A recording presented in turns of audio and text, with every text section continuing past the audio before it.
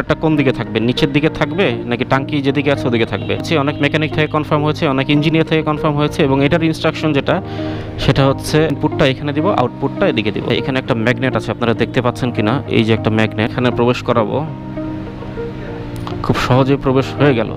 এটা হচ্ছে input line, এটা হচ্ছে আউটপুট লাইন। ইদানিং আমরা দেখতে পাচ্ছি যে মোটরসাইকেল ফুয়েল ট্যাঙ্কে জং ধরা, কার্বোরেটরে ময়লা চলে আসা, এটা অহরহরই ঘটছে। সো আমার বাইকে যাতে এই সমস্যাটা না হয়, আজকে আমি ফুয়েল ফিল্টার ইনস্টল করব এবং আপনাদেরকে দেখাবো যে 5টা কারণে আপনাদেরকেও একটা ফুয়েল ফিল্টার ইনস্টল করা উচিত আপনাদের মোটরসাইকেলে, এবং আরও দেখাবো কীভাবে ফুয়েল ফিল্টারটা সঠিক নিয়মে আপনার মোটরসাইকেলে আপনি নিজেই ইনস্টল করবেন। আমরা সব সময় কোনো না কোনো ফুয়েল পাম্প থেকেই পেট্রোল বা অকটেন ব্যবহার করি আমাদের মোটরসাইকেলে, কিন্তু আমরা কি জানি কোন ফুয়েল পাম্পের ফুয়েল শতভাগ ময়লা এবং ডাস্ট মুক্ত? আমরা জানি না। তো আমাদের টাঙ্কির মোটরসাইকেলের ফুয়েল ট্যাঙ্কের সুরক্ষার্থে, কার্বোরেটরের সুরক্ষার্থে আমাদের একটা ফুয়েল ফিল্টার ব্যবহার করা উচিত। ইদানিং ফুয়েল ট্যাঙ্কে ময়লা পড়া বা জং ধরা হচ্ছে খুব কমন একটা সমস্যা। তো এই সমস্যার কারণে কী হয়, ফুয়েল ট্যাঙ্কের জং বা ময়লা কার্বোরেটর হয়ে ইনটেক ম্যানিফোল্ড দিয়ে আপনার ইঞ্জিনে যায়, যে কারণে আপনার ইঞ্জিনও সমস্যা হতে পারে। তো আপনার যদি একটা ফুয়েল ফিল্টার লাগানো থাকে, তাহলে এই ময়লাটা কার্বোরেটরও যেতে পারে না, আপনার ইঞ্জিনেও যেতে পারে না। সেই জন্য আপনার একটা ফুয়েল ফিল্টার লাগানো খুবই জরুরি আমি মনে করি।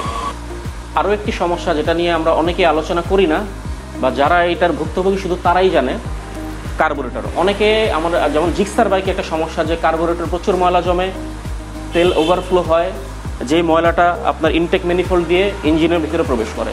সো আপনার যদি একটা ফুয়েল ফিল্টার ইনস্টল করা থাকে, তো ময়লাটা কার্বোরেটরে খুব কম জমে, যার কারণে ইঞ্জিনও ময়লাটা কম প্রবেশ করে। তো সেই কারণে আমি বলবো যে একটা ফুয়েল ফিল্টার ইনস্টল করা অবশ্যই প্রয়োজন। আরও একটা কারণ, এই কারণের জন্য শতভাগ আমরা মোটরসাইকেল যারা চালক আমরাই দায়ী।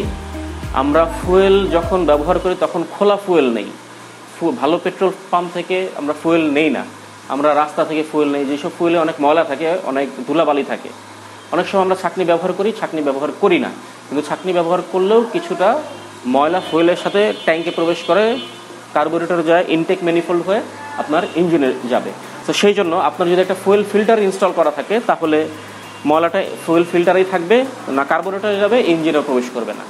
সর্বশেষ বলতে চাই, আমরা এই ফুয়েল ফিল্টার ব্যবহার করার কারণে আমরা মোটরসাইকেলের কার্বোরেটরকে সুরক্ষিত করতে পারি, ইঞ্জিনকে সুরক্ষিত করতে পারি, যা ইঞ্জিন আমাদের অনেক বছর পর্যন্ত সাপোর্ট দেবে।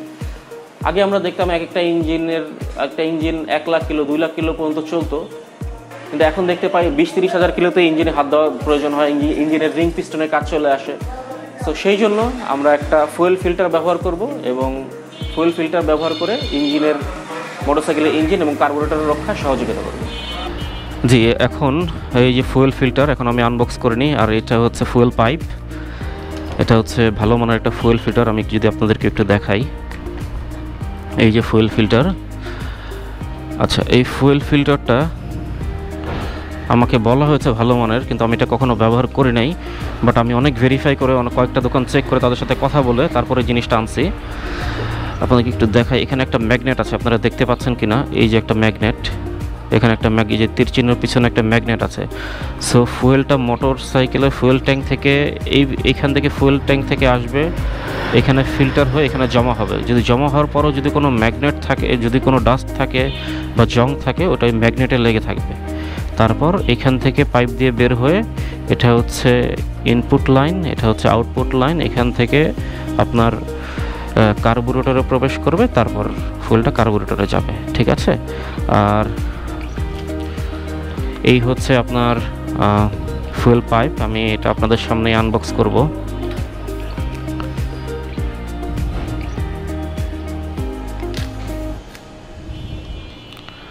চেষ্টা করেছি ভালো মানের ফুয়েল পাইপটাই আনার জন্য, এটা মনে হচ্ছে ভালো হবে। এটা হচ্ছে ফুয়েল ট্যাঙ্কের চাবি, এখন আমি অফ করে রেখেছি, কিন্তু দেখতে হচ্ছে অফ, অন, নিচে হচ্ছে রিজার্ভ, অফ করা। আর এই হচ্ছে আমার ফুয়েল পাইপ। আমি অনেক বছর ধরে ফুয়েল পাইপটা ব্যবহার করছি। সো প্রথমে ফুয়েল ট্যাঙ্ক থেকে এইখান থেকে চাবি হয়ে আপনার কার্বোরেটর প্রবেশ করে, এবং কার্বোরেটর থেকে এখানে এয়ার ফুয়েল মিক্সচার হয়ে ইনটেক ম্যানিফোল্ড হয়ে এখানে প্রবেশ করে। হ্যাঁ, সো এখন আমরা এটা বন্ধ করলাম এবং এই পাইপটা খুলি আগে আমরা। হ্যাঁ, আচ্ছা, আমরা পাইপটা খুলে ফেললাম। সো এখন আমরা এটা এখানে প্রবেশ করাবো।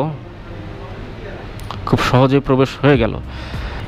ফিল্টার, অনেকের একটা কনফিউশন আছে, ফিল্টারটা কোন দিকে থাকবে, নিচের দিকে থাকবে নাকি টাঙ্কি যেদিকে আছে ওদিকে থাকবে। সো আমি অনেক জায়গা থেকে কনফার্ম হয়েছি, অনেক মেকানিক থেকে কনফার্ম হয়েছে, অনেক ইঞ্জিনিয়ার থেকে কনফার্ম হয়েছে, এবং এটার ইনস্ট্রাকশন যেটা সেটা হচ্ছে ফুয়েলটা এটা ফিল্টার হয়ে নিচে পড়বে। হ্যাঁ, এই ফুয়েল ফিল্টার হয়ে নিচে পড়ে এখানে জমা হবে। এখানে যদি কোনো জং বা পার্টিকেল থাকে এটা হচ্ছে এই আপনার যে ম্যাগনেট আছে ম্যাগনেটে জমা হবে। সো আপনার এই যেদিকে ফুয়েল ফিল্টারটা থাকবে ওইটা হচ্ছে টাঙ্কির দিকে থাকবে।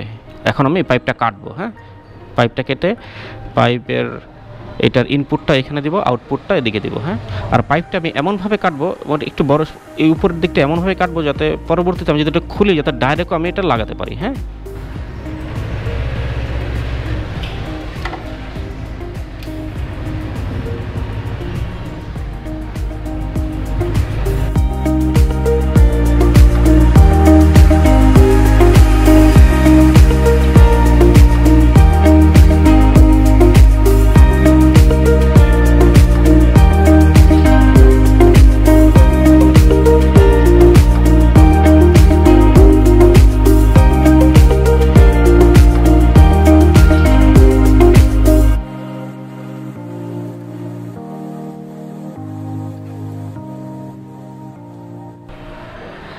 আচ্ছা, এই তো ফুল ফিল্টার ইনস্টল হয়েছে। সো আমি যেটা বলেছিলাম যে এই লাইনটা আমি বড় রাখবো যাতে আমি যে কোনো সময় খুলে আমি ডাইরেক্ট কানেকশনও দিতে পারি।